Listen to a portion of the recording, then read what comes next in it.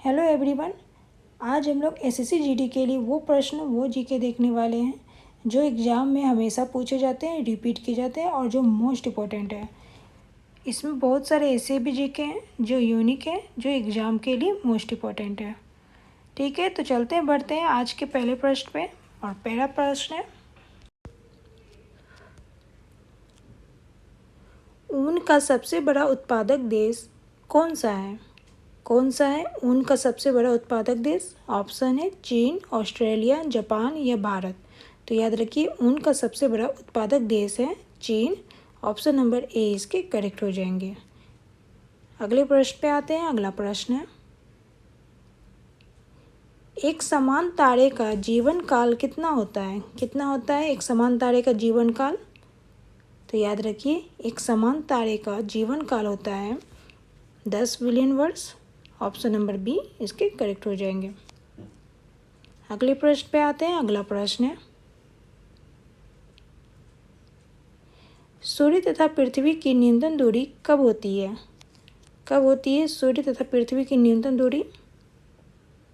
तो याद रखिए, 3 जनवरी को होती है। ऑप्शन नंबर बी इसके करेक्ट हो जाएंगे। अगले प्रश्न पे आते हैं। अगला प्रश्न है, कोई विधेयक धन विधेयक है या नहीं, इसका निर्णय कौन लेता है? कौन लेता है इसका निर्णय? कोई विधेयक धन विधेयक है या नहीं? तो याद रखिए, लोकसभा अध्यक्ष लेते हैं। ऑप्शन नंबर सी इसके करेक्ट हो जाएंगे। अगले प्रश्न पे आते हैं। अगला प्रश्न है, भूदान आंदोलन की शुरुआत किसने की?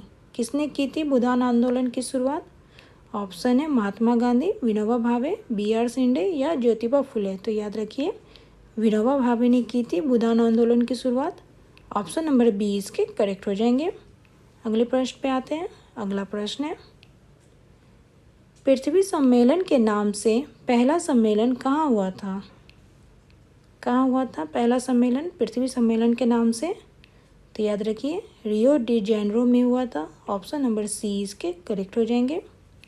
अगले प्रश्न पे आते हैं। अगला प्रश्न है, ऑस्ट्रिया की राजधानी कहाँ है? कहाँ है ऑस्ट्रिया की राजधानी?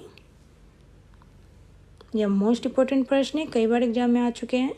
ऑस्ट्रिया की राजधानी कहाँ है? तो याद रखिए, वियना में है। ऑप्शन नंबर बी इसके करेक्ट हो जाएंगे। ऑस्ट्रिया की राजधानी वियना है। अगले प्रश्न पे आते हैं। अगला प्रश्न है, द रिपब्लिक के लेखक कौन है?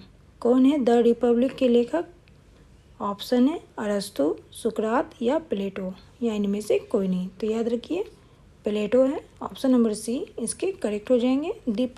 दी रिपब्लिक के लेखक हैं प्लेटो। अगला प्रश्न है, सार्स रोग किसके द्वारा फैलता है? किसके द्वारा फैलता है सार्स रोग?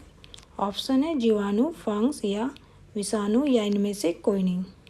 तो याद रखिए, सार्स रोग विषाणु द्वारा फैलता है। ऑप्शन नंबर सी इसके करेक्ट हो जाएंगे। यह भी मोस्ट इंपॉर्टेंट प्रश्न है, कई बार एग्जाम में आ चुके हैं। अगला प्रश्न है, चेनाब नदी का प्राचीन नाम क्या है? क्या है चेनाब नदी का प्राचीन नाम?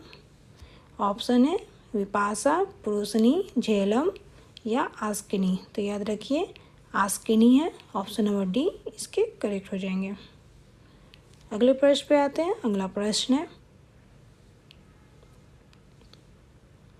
बांग्लादेश किस वर्ष स्वतंत्र हुआ था? किस वर्ष स्वतंत्र हुआ था बांग्लादेश? तो याद रखिए, 1971 में हुआ था। ऑप्शन नंबर सी इसके करेक्ट हो जाएंगे। अगले प्रश्न पे आते हैं। अगला प्रश्न है, सबसे बड़ा पशु मेला कहाँ लगता है? कहाँ लगता है सबसे बड़ा पशु मेला? तो याद रखिए, यह लगता है सोनपुर में। ऑप्शन नंबर ए इसके करेक्ट हो जाएंगे। सबसे बड़ा पशु मेला सोनपुर में लगता है। अगला प्रश्न है, कोलकाता नगर का वास्तुकार कौन था? कौन था कोलकाता नगर का वास्तुकार? तो याद रखिए, अलाउद्दीन खिलजी था कोलकाता नगर का वास्तुकार। ऑप्शन नंबर डी इसके करेक्ट हो जाएंगे। अगले प्रश्न पे आते हैं। अगला प्रश्न है, हुसैन सागर झील कहाँ स्थित है? कहाँ स्थित है हुसैन सागर झील? तो याद रखिए, हुसैन सागर झील स्थित है हैदराबाद में। ऑप्शन नंबर बी इसके करेक्ट हो जाएंगे। अगले प्रश्न पे आते हैं। अगला प्रश्न है, राष्ट्रीय विकास परिषद कब बनाई गई? कब बनाई गई थी राष्ट्रीय विकास परिषद? तो याद रखिए, यह बनाई गई थी अगस्त 1952 में। ऑप्शन नंबर सी इसके करेक्ट हो जाएंगे। राष्ट्रीय विकास परिषद बनाई गई थी अगस्त 1952 में। अगले प्रश्न पे आते हैं। अगला प्रश्न है,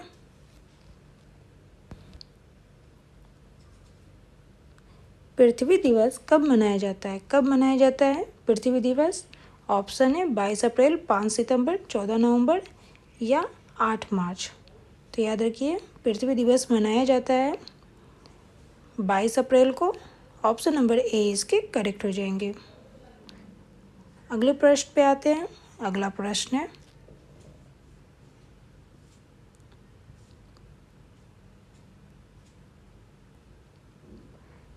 माउंट एवरेस्ट किस देश में स्थित है? किस देश में स्थित है माउंट एवरेस्ट? ऑप्शन है भारत, अमेरिका, नेपाल या भूटान। तो याद रखिए, माउंट एवरेस्ट स्थित है नेपाल में। ऑप्शन नंबर सी इसके करेक्ट हो जाएंगे। अगले प्रश्न पे आते हैं। अगला प्रश्न है, किस भारतीय राज्य में विशाखापट्टनम बंदरगाह स्थित है?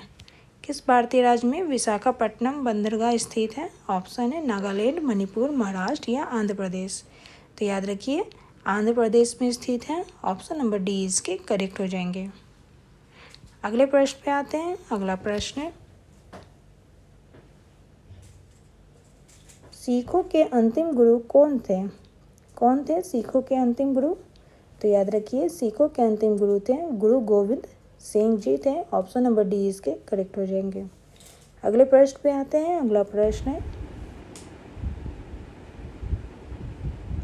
दादा साहेब फाल्के पुरस्कार की शुरुआत कब हुई? कब हुई थी दादा साहेब फाल्के पुरस्कार की शुरुआत?